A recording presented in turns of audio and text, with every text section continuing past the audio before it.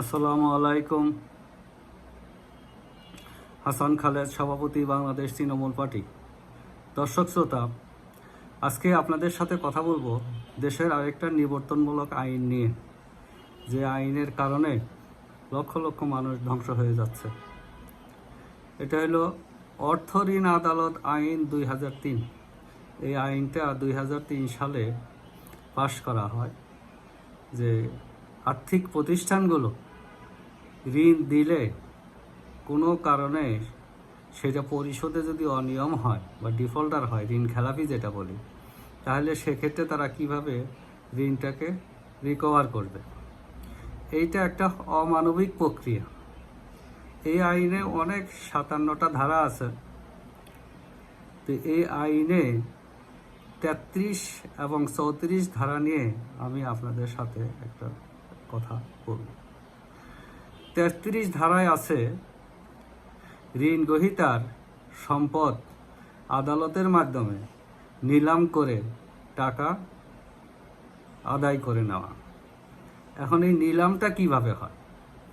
নিলামটা যখন ঋণ গ্রহীতা ঋণ নেয় তখন ব্যাংকের সাথে একটা চুক্তি হয়, মর্গেজ ডিড হয়, কোলাটেরাল দেয়, মর্গেজ ডিড হয়, একটা ভ্যালু ধরে।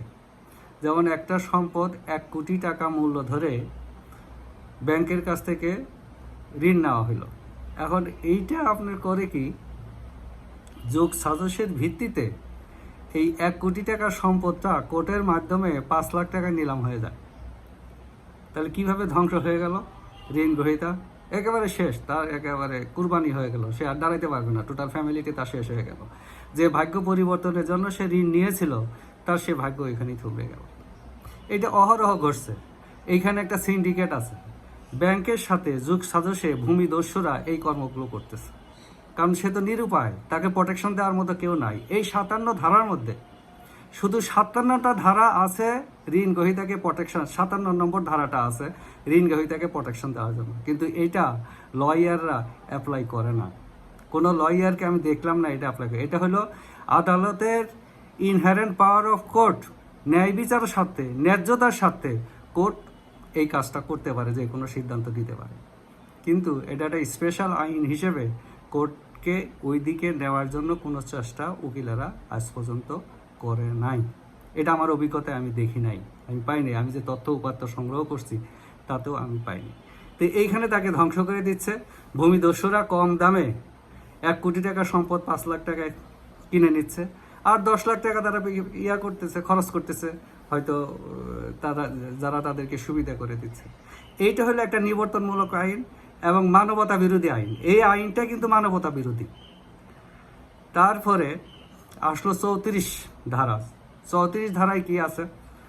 যদি ওই বিক্রি করার পরে যদি টাকা সংকলন না হয়, বাকি তো থাকবেই, কারণ 1 কোটি টাকা সম্পদ, ওইখানে কিন্তু ব্যাংক চুক্তি ভঙ্গ করতেছে। 1 কোটি টাকা সম্পদ যদি 5 লাখ টাকা বিক্রি করে, বাকি তো থাকবেই।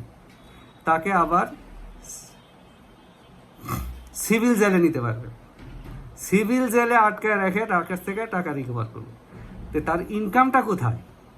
যাকে আমি সিভিল জেলে, যে দায়ীকে আমি সিভিল জেলে আটকায় রাখতেছি, তার ইনকামটা কোথায়? তাকে যদি ইনকাম আমি না করতে দেই, তাহলে সে টাকা কিভাবে দিবে?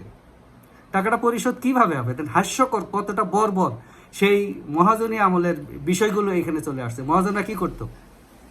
বাড়িতে ধরে এনে বেঁধে রাখতো না, দলিল দস্তাবেজে টিপসেপ দিয়ে নিয়ে নিত, যতক্ষণ পর্যন্ত ভিটাবাটি বিক্রি করে বা তাকে লিখে টেখে না দেওয়া হয়েছে ততক্ষণ পর্যন্ত তার নিস্তার ছিল না।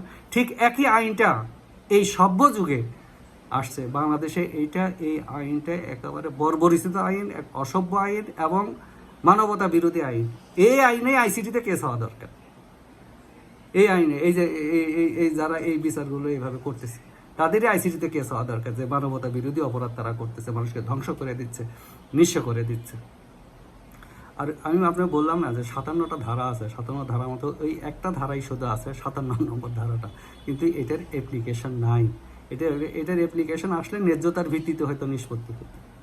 তাই আমরা চাচ্ছি এই মানবতা বিরোধী আইনটা, এই মধ্যযুগীয় আইনটা, মহাজনীয় যুগের আইনটা বাতিল হোক। এটা বাতিল করতে হবে, এটা জনগণের দাবি। আমার মনে হয় এটা জনগণ এই দাবি আদায়ের জন্য এটা দুর্বার আন্দোলন করবে। কারণ এমনি তো বাংলাদেশে কোনো কিছু পরিবর্তন কিন্তু এমনি আসে না। এ বিষয়ে দেখেন 3 সালে হয়েছে এই সংক্রান্ত 2 লক্ষ, প্রায় বোধহয় আপনার 2 লক্ষ মামলা অর্থঋণ আদালতে পেন্ডিং আছে। তো এর আগে আরও মামলা হয়েছে, নিষ্পত্তি হয়েছে। এই পরিবারগুলো কিন্তু একবার ধ্বংস। টাকার জন্য আপনাকে জেলে ঢুকাইতেছে, টাকার জন্য আপনার বেশি দামের সম্পদ একবারে শেষ করে দিচ্ছে, পানি দরে বিক্রি করে দিচ্ছে। কেন? ওইটা কি দায়িক বিক্রি করতে পারবে না? ওটা কোর্টে যেতে হবে কেন? ওইটা কোর্টে যাইতে হবে কেন? কোর্টকে কেন বিতর্কিত করতে হবে? কোর্টে কেন ওই নিলাম হবে? এটা তো আলোচনার মাধ্যমে হইতে পারে। যদি এত দরকার হয়, একটা বোরোয়ার্স অ্যাসোসিয়েশন খুলে বোরোয়ার্স অ্যাসোসিয়েশন অফ ব্যাংক আলোচনার ভিত্তিতে এই কাজগুলো সমাধান করতে যাবে পারবে। এগুলো আমরা কোর্টে দিচ্ছি কেন?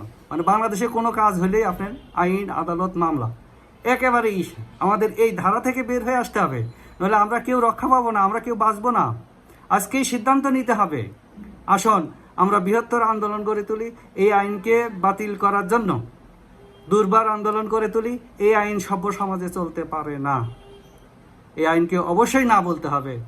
আপনারা যে যেখানে থাকুন, সুস্থ থাকুন, নিরাপদ থাকুন। বাংলাদেশ তৃণমূল পার্টিকে সহযোগিতা করুন। বাংলাদেশ তৃণমূল পার্টি একটা জনসমর্থন আদায়ের জন্য চেষ্টা করে যাবে এই আইনটা বাতিল করার জন্য। ভুক্তভোগীরা সবাই বাংলাদেশ তৃণমূল পার্টিকে সহযোগিতা করুন।